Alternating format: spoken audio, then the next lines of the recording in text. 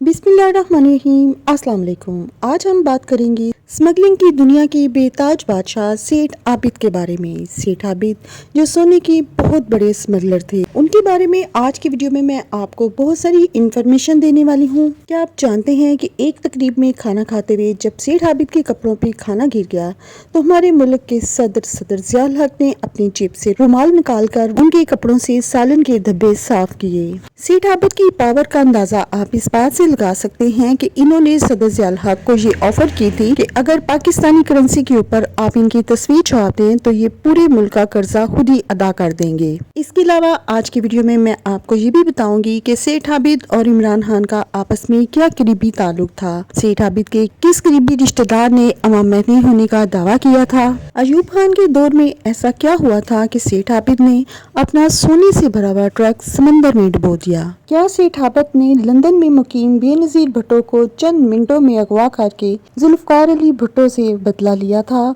इसके अलावा जुल्फ़िकार अली भुट्टो को फांसी के फंदे तक पहुंचाने के पसे पर्दा सेठ आबिद का हाथ था। इसमें कितनी सच्चाई है?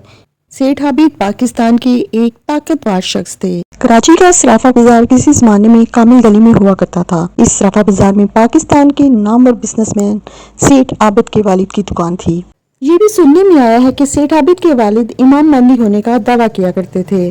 वो अपने हाथ में कैंची लेकर घुमा करते थे। जहाँ किसी शख्स के चेहरे पर दाढ़ी और मूछें देखते, वो कैंची से उसकी मूछें तराश दिया करते, क्योंकि ये सुन्नत रसूल के ऐन मुताबिक था। अल्लाह ने उनको 6 बेटे अता किए। इन सब भाइयों में एक चीज जो मुश्तरक थी कि सब के सब अरबपति थे और सबके सब हाजी भी थे। इन सब भाइयों में शेख आबिद हुसैन के पास सबसे ज्यादा दौलत थी। शेख आबिद हुसैन सब भाइयों में से ज्यादा होशियार, ज़हीन और तेज दिमाग वाले थे।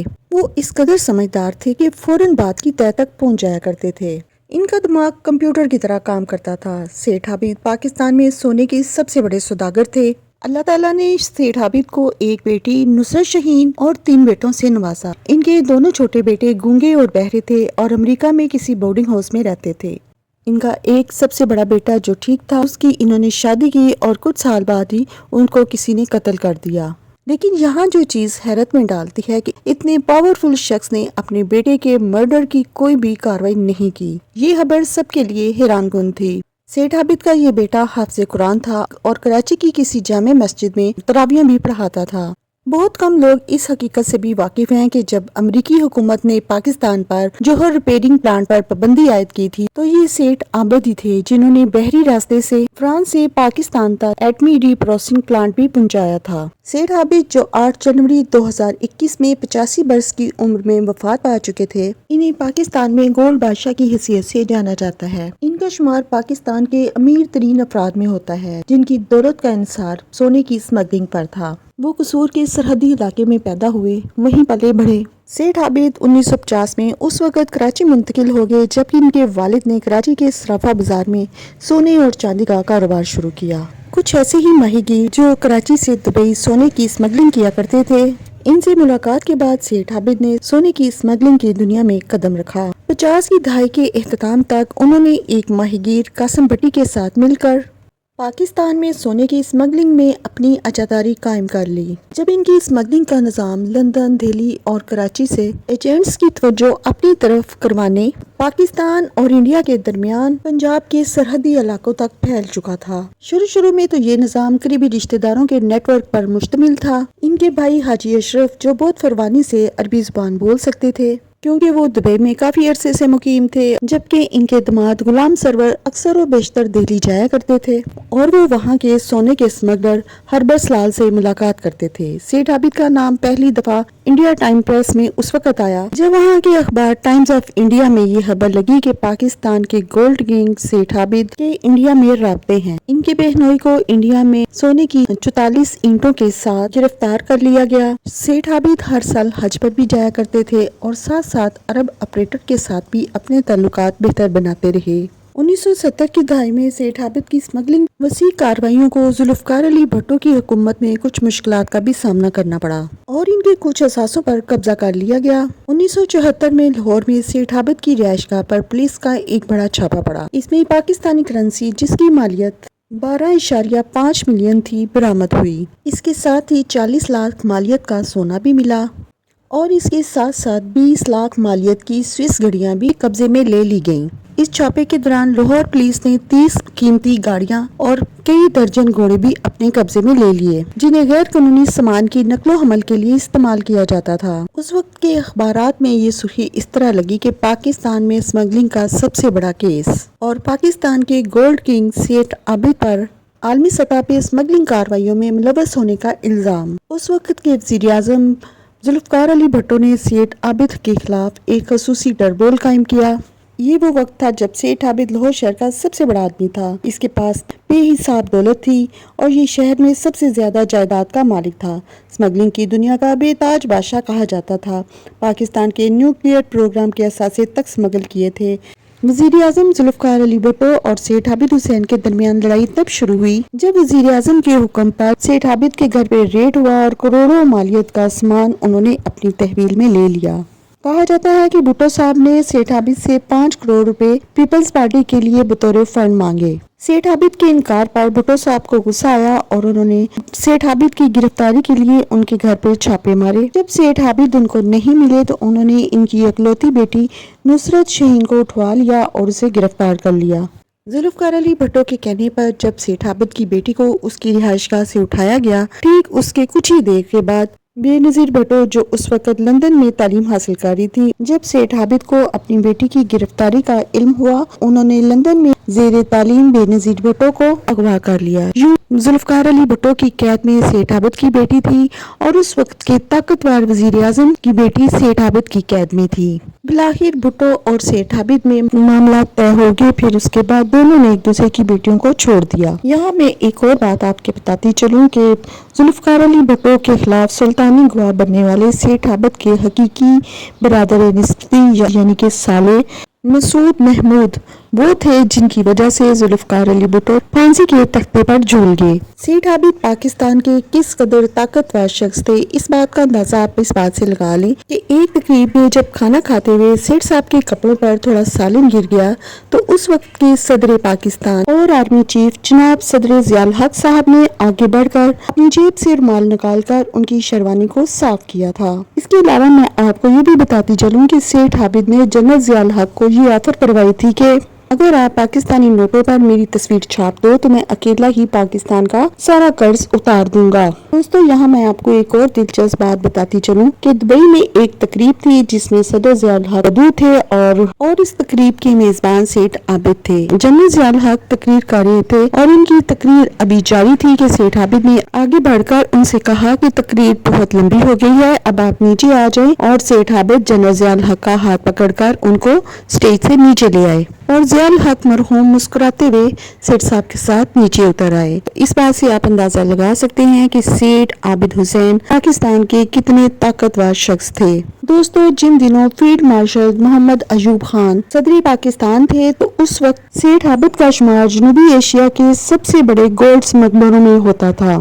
بتایا جاتا ہے کہ ایک دفعہ ایوب خان نے سیٹ عابد سے فرمائش کی کہ وہ میرے بیٹے کو اپنے ساتھ بزنس میں شامل کر لیں، مگر سیٹ عابد کا انکار ماشاء اللہ ایڈمنسٹریٹر کو ناگوار گزرا۔ تب سیٹ عابد کو اتنا تنگ کیا گیا کہ انہوں نے پاکستان چھوڑنے میں ہی عافیت سمجھی، اور انہی دنوں میں سیٹ عابد کا کراچی سے دبئی کئی من سونا اسمگل ہونا تھا۔ اب بھی لانچ کراچی کے پانیوں میں ہی تھی کہ ایوب خان کو خبر ہو گئی، پھر لانچ کا تعاقب کیا جانے لگا۔ اسی دوران جب وائرلیس پہ سیٹ عابد سے رابطہ کیا گیا تو انہوں نے کہا کہ لانچ کے شٹر کھول دو۔ اس کے بعد ایک لیور کھینچا گیا اور کئی من سونا سمندر کی تہہ میں چلا گیا۔ سیٹ عابد کچھ بھی کرتے ان کے پاس اس کام کی جسٹیفیکیشن ضرور ہوتی۔ انہوں نے کراچی کے کئی مدارس سے اسمگلنگ کے بارے میں یہ فتویٰ لے لیا تھا کہ اسمگلنگ حرام نہیں۔ سیٹ عابد کا یہ بھی کہنا تھا کہ میں اسمگلنگ کر کے ملک و قوم کی خدمت کر رہا ہوں۔ ان کا کہنا تھا کہ میری وجہ سے پاکستان میں بہنوں اور بیٹیوں کی شادی کے لیے سستا سونا دستیاب ہوتا ہے۔